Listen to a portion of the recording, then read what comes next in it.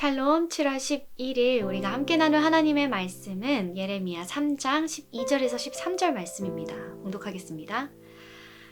너는 가서 북을 향하여 이 말을 선포하여 이르라. 여호와께서 이르시되 배역한 이스라엘아 돌아오라. 나의 노한 얼굴을 너희에게로 향하지 아니하리라.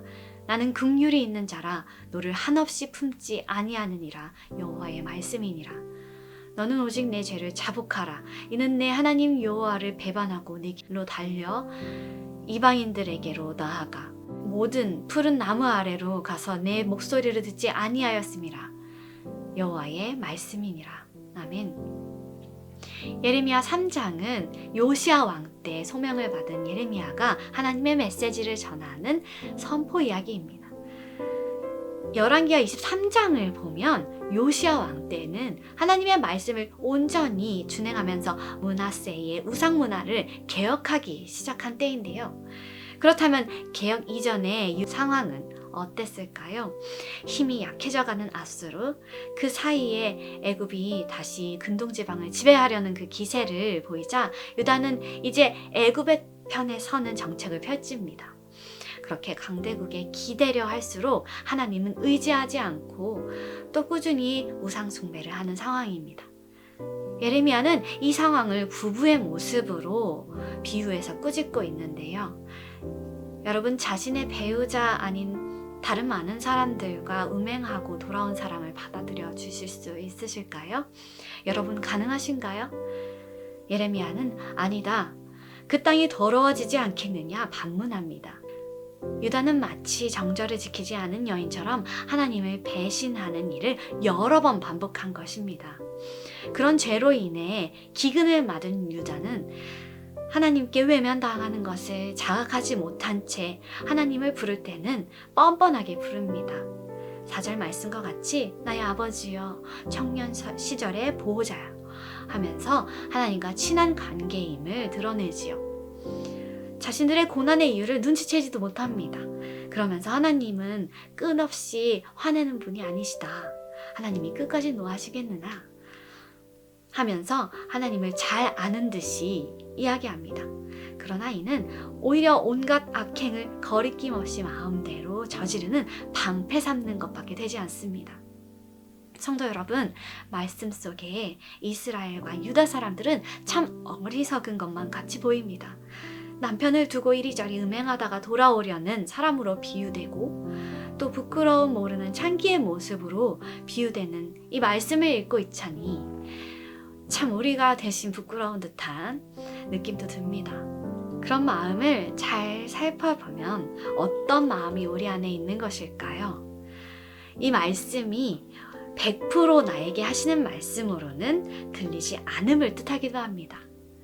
우리 마음 한켠에는 하나님, 나는 저 정도의 배신은 아니지요 하는 마음입니다. 그런데 사실은 유다가 북이스라엘을 보면서 그렇게 생각했다는 것입니다. 이스라엘의 아수르에 의해서 멸망한 것을 그대로 본 유다는 이스라엘이 어떻게 하나님을 배신했고 어떻게 하나님께 내쫓겼으며 이혼장을 받아서 버려졌는지 가장 가까이서 보았습니다. 그런데 8절을 보면 이스라엘의 동생 되는 유다가 그것을 보고 두려워하지 않았다. 오히려 자기도 가서 음행을 했다고 하나님은 말씀하십니다. 더욱이 유다는 음행하면서도 이를 가볍게 여기고 건성으로 돌아오는 척만 하지 진짜로는 돌아오지 않았다는 것입니다. 마태복음 3장에서 세례 요한은 말합니다. 이미 도끼가 나무 뿌리에 놓였으니 좋은 열매를 맺지 않은 나무마다 찍혀 불에 던져지리라. 유다에게도 도끼는 몸 앞까지 놓여져 있었습니다. 그런데 유다는 나는 찍히지 아니하리라 라고 죄로 눈을 가리고 있었던 것입니다. 성도 여러분, 도끼가 지금 내 몸 앞에 놓여져 있다 한다면, 심판이 내 눈앞에 놓여져 있다고 한다면 어떤 마음을 가지시겠습니까? 우리는 북이스라엘을 보고도 반면교사 삼지 않은 유다를 반면교사 삼아서 하나님께 돌아가기를 원합니다. 심지어 하나님은 입으로만 하나님과 친하다 하며 돌아가겠다고 하면서 하나님께 진정으로 돌아오지 않은 유다보다는 이스라엘이 낫다고까지 말씀하실 정도입니다. 우리는 하나님을 잘 안다고 생각하여서 나의 아버지, 나의 보호자라고 말하면서 나의 삶은 하나님이 싫어하는 것들을 아무렇지 않게 하고 있지는 않은가? 낱낱이 돌아보아야 할 것입니다. 하나님은 이렇게 예레미야를 통해 이스라엘과 유다의 죄를 또렷하게 밝히셨지만 두 자녀를 심판하고 망하게 하는 것을 목적 삼으시진 않으십니다. 하나님의 마음을 우리는 어디서 알 수 있을까요? 12절과 13절을 보면 알 수 있습니다. 하나님은 예레미야에게 이 말을 북이스라엘에게 전하라 말씀하십니다. 배역한 이스라엘아 돌아오라. 나의 노한 얼굴을 너희에게로 향하지 아니하리라. 내가 영원히 너를 품지 않겠다. 너는 오직 내 죄를 자복하라. 우상 숭배하고 하나님께 순종하지 않은 죄를 깨닫고 회개하라 말씀하십니다. 14절에서도 말씀하십니다. 새 번역으로 보면 나를 배신한 자녀들아 돌아와라. 나 주의 말이다. 내가 너희의 남편이다 말씀하십니다. 마지막에는 유다까지 온 이스라엘이 하나 되어서 돌아올 것을 기대하고 계신 것입니다. 뻔뻔하게 돌아오려는 배우자 같은 사람들까지도 완전히 버리지 않으시는 하나님이십니다. 다시 돌아와라 외치십니다. 돌아오다 라는 말은 말 그대로 행동을 뜻하기도 하지만 또 회개를 가리키기도 하지요. 이제는 우리 하나님의 마음을 알아야 합니다.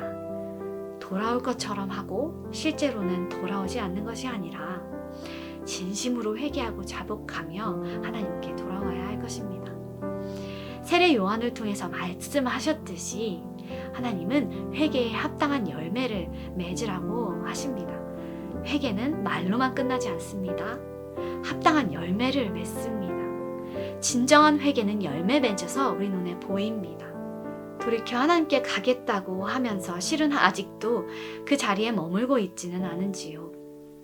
하나님 앞에 기만하는 나의 모습을 유다를 통해서 발견하였다면 우리 모두 하나님께 고백하고 온 마음과 온 몸을 돌려서 하나님께 매일 돌이키는 삶을 살기를 원합니다. 히브리어로 남편은 주인을 뜻하기도 합니다.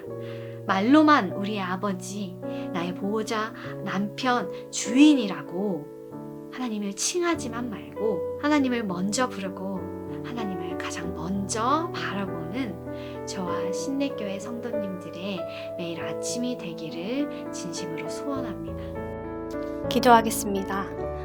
하늘에 계신 우리 아버지여, 이름이 거룩히 여김을 받으시오며 나라가 임하시오며 뜻이 하늘에서 이루어진 것 같이 땅에서도 이루어지이다. 오늘 우리에게 일용할 양식을 주시옵고 우리가 우리에게 죄 지은 자를 사하여 준 것 같이 우리 죄를 사하여 주시옵고 우리를 시험에 들게 하지 마시옵고 다만 악에서 구하시옵소서. 나라와 권세와 영광이 아버지께 영원히 있사옵나이다. 아멘.